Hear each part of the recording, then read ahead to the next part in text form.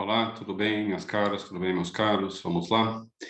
Hoje a gente vai falar um pouco mais de Aristóteles, tá? Na nossa última conversa sobre Aristóteles, a gente viu as proposições categóricas. A gente começou a entender, né, os tijolos pelos quais o Aristóteles vai construir o seu sistema, o seu modelo lógico, que é o modelo da lógica silogística, mas não só, tem coisa dentro da lógica de Aristóteles que não é a silogística, né? E antes da gente ir para frente, começar a investigar um pouco mais o que a gente tira da ideia de proposição categórica, chegar na ideia de silogismo e aí então começar a investigar também a validade no silogismo, eu só quero dizer duas ou três coisas sobre a obra lógica do Aristóteles e como entender o Aristóteles dentro do contexto do pensamento ocidental, tá? Vocês vão estudar, estão estudando, já estudaram Aristóteles em filosofia antiga, então eu não vou dizer nada de muito profundo, só quero pontuar algumas coisas que são importantes no caso da lógica, tá? Vocês sabem que a obra lógica do Aristóteles se chama, a gente conhece ela por órgão, né? Órgão significa instrumento, e isso tem a ver, então, com a concepção de lógica que o Aristóteles tinha. Simplificando bastante, como tudo que eu vou dizer agora, tá? Aristóteles concebe a lógica como sendo justamente um instrumento, uma ferramenta, uma propedêutica para as ciências, para a ética, a física, a metafísica e assim por diante, mas não fazendo ela própria parte das ciências, né? A lógica é como um preâmbulo necessário, uma condição necessária de qualquer atividade científica, mas ela própria é anterior, né? Ela não alcança o status de ciência, ela é alguma coisa prévia, certo? Bom, nesse conjunto de obras lógicas do Aristóteles, e assim, é claro que a gente tem coisas que importam para compreender a lógica do Aristóteles fora da obra lógica dele, na metafísica, enfim, na física, na retórica, em vários textos diferentes, né? Ele faz referência, por exemplo, à linguagem, por exemplo, aos princípios, à entidade, à contradição e assim por diante, em um contexto que não é puramente lógico, mas que obviamente ilumina a discussão lógica do Aristóteles. Mas o órgão é composto de 6 livros, tá certo? E esses 6 livros têm uma certa ordem, uma certa progressão, ou pelo menos um certo lugar cada um deles, tá? E a gente mais ou menos está acompanhando também distante, de modo distante, mas está acompanhando a estrutura, o caminho do órgão, tá? Os 6 livros que compõem o órgão são vamos ver para não categorias, o pré-hermeneias, os primeiros analíticos, os segundos analíticos, os tópicos e as refutações sofísticas, tá? O primeiro livro, as categorias, trata justamente de categorias, né? Que são as grandes classes nas quais a gente pode dizer alguma coisa do ser, as grandes classes nas quais o ser se encaixa quando a gente está falando sobre ele, tá? Aristóteles tem listas diferentes de categoria, né? Tem muita discussão para saber se são 10, se são 12, se não, enfim, não interessa para a gente, tá? Mas interessa para a gente a ideia de categoria, tá? E como ela se reflete na lógica do Aristóteles, tá? E já deixa eu adiantar, tá certo? As categorias correspondem às classes ou conceitos, ou aos termos que aparecem nas proposições, isso é o termo sujeito e é o termo predicado. Em outras palavras, para dizer isso de um jeito mais simples, né, as categorias têm a ver com as palavras, principalmente com os nomes das coisas, né? Então, digamos assim, o primeiro ponto de partida, Aristóteles parte daquilo que é o átomo lógico, que são as palavras, tá? Mas as palavras não significam sozinhas, né? Se eu disser 23, se eu disser abril, se eu disser presidente, né? Isso não diz alguma coisa, certo? Para que elas tenham um significado, para que eu possa compreender e dizer então que isso é verdadeiro ou falso, que está sendo dito, elas precisam estar articuladas em uma frase, né? E vocês sabem, conhecem o português, frases aparecem em formatos, sabores muito diferentes. A gente pode formar frases no português de modo infinito, né? Infinitamente variado. Não há uma lista final de frases que a gente possa formar na língua portuguesa, ou em qualquer língua suficientemente rica, tá certo? No entanto, a gente viu, quando a gente está vendo as proposições categóricas, que para Aristóteles, assim como para muitos filósofos, muito lógicos em particular, existe uma certa estrutura básica que compreende, que é o modelo que está por trás de todos os nossos modos diferentes de nos expressarmos sobre a realidade. Para Aristóteles, essa estrutura básica é a estrutura da proposição categórica, a estrutura SEP, a estrutura que atribui a um certo sujeito um certo predicado, tá certo? Essa é a estrutura de toda a proposição, de todo o discurso para a realidade, sobre a realidade para o Aristóteles.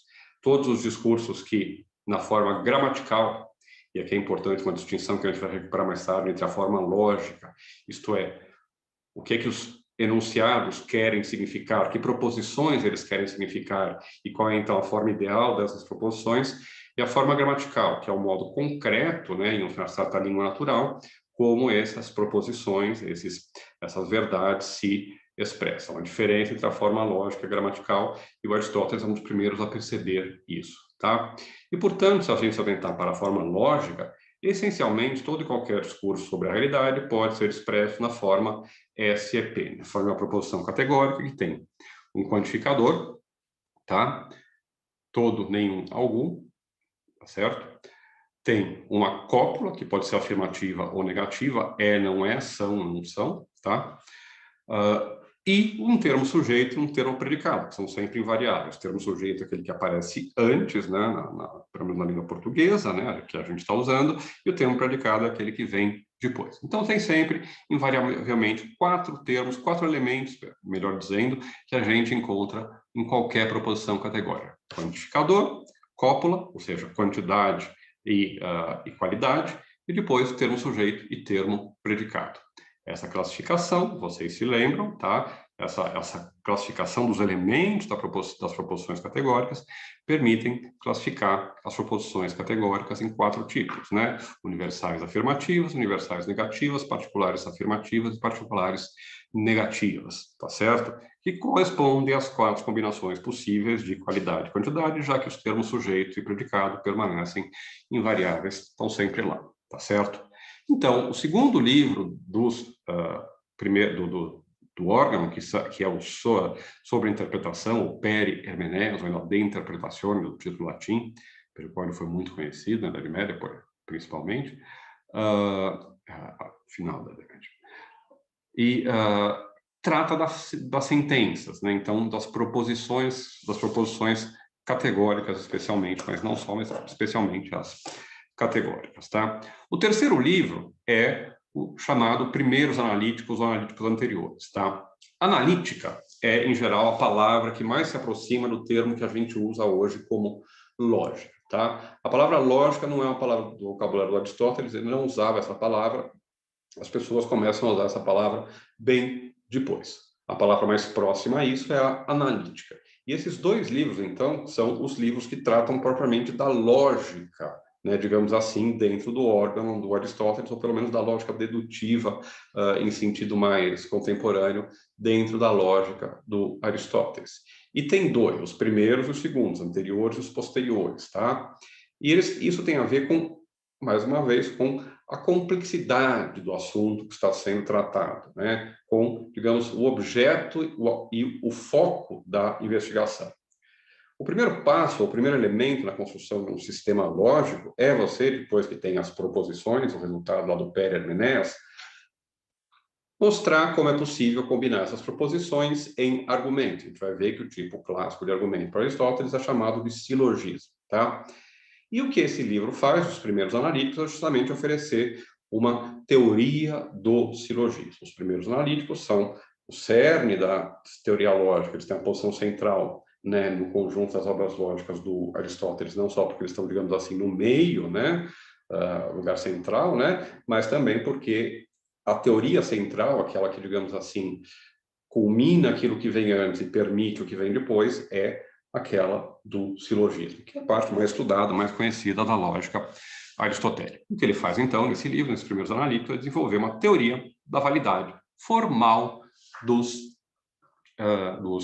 silogismos, tá? Isso não é pouca porcaria, tá? Porque ele não só desenvolve o primeiro modelo ou sistema lógico, que a gente pode considerar praticamente formal, embora não seja totalmente, né, na história do pensamento, né? Eu não conheço se no pensamento hindu, enfim, chinês, nada parecido com aquilo que o Aristóteles faz. É claro que há reflexões lógicas, é uma lógica chinesa indo, que é inclusive temporalmente anterior ao próprio Aristóteles, né?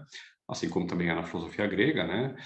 Mas o tipo de, digamos, tratamento formal, eu creio que é a primeira vez que a gente encontra isso, e certamente é a primeira vez na história do Ocidente, que é, digamos assim, a nossa matriz cultural, tá certo? E mais do que isso, né? Não só é o primeiro modelo, o primeiro sistema, mas é o primeiro sistema que é válido, né? Depois o Lukasiewicz, por exemplo, da década de 20, do século 20, vai mostrar isso, né? E é um sistema que, dentro das suas limitações, também é completo em certo sentido, que depois vocês vão entender melhor, tá? Então, e tem regras precisas de validade que podem ser explicadas formalmente, um conjunto pequeno de axiomas, né? Portanto, para determinar a validade. Enfim, é um sistema muito elegante. Agora, para além do valor, né, que esse sistema tem, ou que a descoberta ou invenção, se vocês quiserem, de Aristóteles tem, a gente tem que considerar também o peso cultural que ela teve no Ocidente. Não há nenhum tipo de saber, tirando a matemática, que tenha persistido tanto na história do pensamento ocidental. Mais uma vez eu falo história do pensamento ocidental porque eu não conheço os lapsos temporais das outras tradições. Mas no nosso caso, e vejo, a tradição ocidental, em grande parte, em certos aspectos, é a que triunfou, né, aquela que vai dar na ideia de razão, na ideia de tecnologia, da modernidade, do século XX, ela vem de Aristóteles, ela vem de Platão, ela vem da racionalidade grega, né? Bom, esse modelo de lógico do Aristóteles se transformou em modelo de racionalidade, em modelo de pensamento, né? Então, durante mais de 2000 anos, do século IV a.C. até 1879, que é quando Frege escreve a Conceitografia, o modelo de pensamento, o modelo de lógica para todo o Ocidente foram os primeiros analíticos de Aristóteles. Não há nenhuma obra que tenha persistido tanto, tirando os elementos de Euclides. Não há nenhum saber que tenha persistido tanto, que tenha marcado tanto o nosso modo de pensar, talvez até de modo inconsciente, né? Hoje em dia, quando a gente pega lá as pesquisas do Piaget, né? Em certo momento ele fala que há estruturas inatas, diríamos, né? Na mente do bebê, ou experimentar há momentos diferentes de desenvolvimento do bebê e vários deles correspondem ao que a gente poderia chamar de momentos aristotélicos, né? O aristotelismo, tanto metafísico quanto lógico, corresponde a um certo senso comum natural em nós, né? Bom, agora, continuando, tá?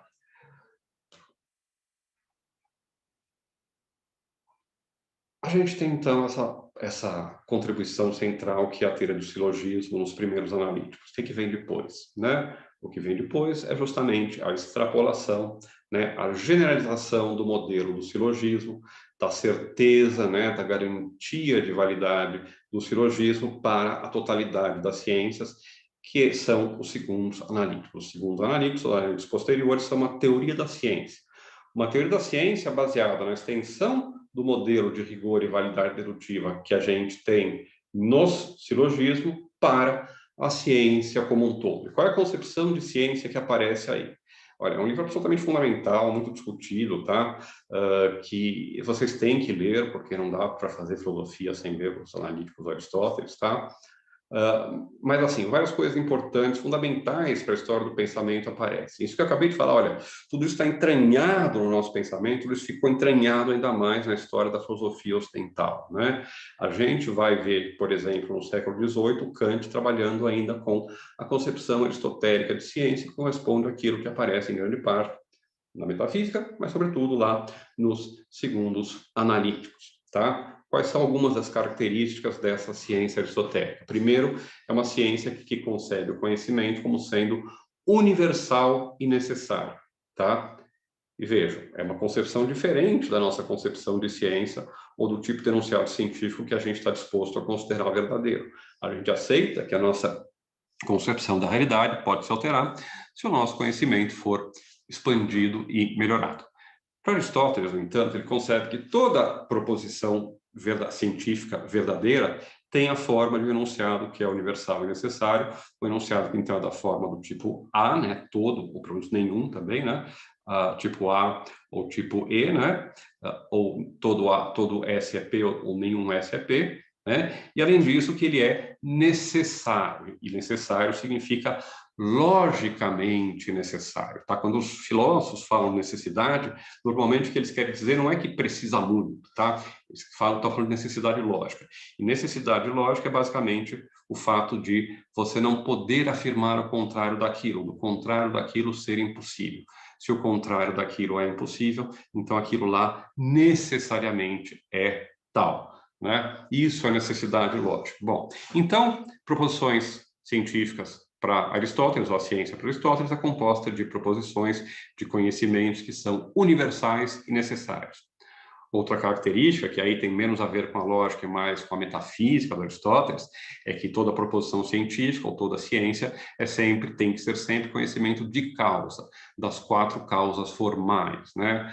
Perdão, das 4 causas aristotélicas, formal, eficiente, material e final, né? Que correspondem, tá? Uma leitura aqui light das causas, tá? Como a modos de explicação possíveis da realidade, digamos assim, dentro da cosmovisão do Aristóteles, dentro da cosmovisão, que ainda não é da ciência moderna, tá? Bom, então tem que ser um conhecimento das causas, né? E das 4 causas, tá? Idealmente. Além disso, tá? Além de ser um conhecimento universal, necessário e de causas, a ciência aristotélica, ela tem um caráter que é o que tende a ser, deixa eu formular isso de um jeito bem cauteloso para não cair em pântanos, tá? O modelo de ciência do Aristóteles, ele ele se adequa muito bem, tá? Tem uma discussão sobre isso, vamos dizer que não é verdade o que eu vou dizer agora, que o Aristóteles encontra seu modelo de ciência na biologia, não interessa, tá? Para o ponto de vista da lógica, interessa a gente ver as semelhanças. O conceito de ciência do Aristóteles também vai se calcar, vai estar muito próximo do modelo de um sistema axiomático dedutivo ou da apresentação dos resultados de uma ciência sob o modelo axiomático dedutivo, tal como ele se encontra nos elementos de Euclides, né? Eu parto de axiomas, definições, postulados, aí chego em teoremas, corolários e assim por diante, né? É um modelo matemático, uma dedução lógica de princípios primeiros que são autoevidentes, tá? E toda a ciência, então, é essa espécie de grande dedução a partir de princípios primeiros, tá? Isso não significa que ela seja a priori, tá certo? Mesmo que esses princípios primeiros sejam verdadeiros de modo autoevidente ou a priori ou independentemente da experiência, né? A gente tem que, idealmente mesmo, poder fazer o duplo processo, o processo que vai dos princípios à realidade e o processo de descoberta que eventualmente pode ser da realidade aos princípios, tá? A ideia de método científico no Aristóteles é muito complicada, tá? Porque tem que justificar justamente essa possibilidade de ir dos particulares até o universal e do universal retornar aos particulares sem cair em círculos viciosos, sem cair em non sequiturs, tá? Não vou entrar nisso, estudem isso em antiga, tá? Pesquisem, mas, enfim, está associado com o modelo euclidiano, que é o modelo axiomático dedutivo. Então, o que Aristóteles deu para a gente com os segundos analíticos foi um modelo de conhecimento universal, necessário, de causas, que se apresenta sob o modelo de um sistema axiomático dedutivo, isto é, na forma quase de uma espécie de fortaleza ou de construção, onde a base são os princípios primeiros. E essa ideal de ciência vai permanecer, então, o tempo todo. E muitas vezes esse ideal é lido em sentido fundacionalista, no sentido de que todo conhecimento só é conhecimento, ou só tem valor como conhecimento na medida em que as bases dele, em que o fundamento dele tem conhecimento. Quem quiser ver os vídeos de Moderna, que eu também gravei, vai ver isso lá, quando a gente está falando, por exemplo, do Descartes. Ok, minha gente? Bom, terminando aqui, tá? Os últimos 2 livros são os tópicos e as refutações sofísticas, tá? Os tópicos apresentam certos lugares comuns. Topos é lugar em grego, topoi, lugares, né? São lugares comuns, digamos assim, do pensamento. E são lugares comuns que às vezes podem ser positivos, são uma espécie de atalhos do nosso pensamento, ou às vezes, em grande parte dos casos também, são lugares comuns que desviam o nosso pensamento e que nos levam ao erro, né? Então, aí já começa você ter uma parte da crítica da lógica, em especial a crítica dos sofistas ou de um tipo de lógica que teria sido praticado pelos sofistas, né? Em certo sentido, o Aristóteles herda de Platão, embora não herda de academia, que foi lá para o sobrinho do Platão, Arcesilau, ele herda do Platão essa desconfiança dos sofistas, né? Que depois custou tanto a reputação desses nossos amigos filósofos lá da Grécia Antiga. Bom, finalmente, então, aquilo que conclui, aquilo que fecha, né, o órgão são as refutações sofísticas, que é basicamente um livro de análise das falácias, e em particular as falácias praticadas pelos sofistas, né? Então, vocês viram como há claramente uma progressão, né? E no final, digamos assim, dois livros que são cautionary tales, né, que são morais, olha, para fazer certo, façam isso, né, os 4 primeiros livros, né, depois não caiam nesses erros aqui que os outros praticam, tá, vamos nos desfazer desses erros, né, e vejam então que ele já concebe a lógica um pouco como a gente já está concebendo aqui, né, nesse curso também, como uma parte, digamos assim, formal, positiva, na qual a gente estabelece a natureza das deduções formalmente válidas, né, e uma parte mais informal, uma parte mais negativa, mais crítica, destrutiva, na qual a gente mostra como existem certos vícios de pensamento na linguagem natural, ou na articulação da lógica em linguagem natural, né? Então, esses 6 livros compõem o órgão do Aristóteles, que é provavelmente a maior obra de lógica já escrita, né? Os poucos concorrentes que vão ter vai ser o Begriffsschrift, os artigos do Frege, talvez os artigos do Gödel, Tarski no século XX, mas enfim, eu acho que ninguém vai, é o melhor candidato, é quase o Pelé da lógica, né? Não tem muita, tirando alguns argentinos, não vai ter ninguém que vai disputar isso, né? É a grande obra de lógica, mas vocês não podem estudar lógica sem ter lido os 6 livros do órgão, tá? E aliás, vocês não podem estudar filosofia sem ter lido os 6 livros do órgão de Aristóteles, tá? Então, com este convite, a gente vai ficar por aqui, meus tomatinhos. Eu ia já começar a falar do exame das proposições categóricas, vamos deixar aí do silogismo. Vamos, então, daqui a pouquinho, começar a teoria do silogismo. Vamos ver qual é esse modelo de lógica que ele está propondo para a gente, tá? Tchau, tchau.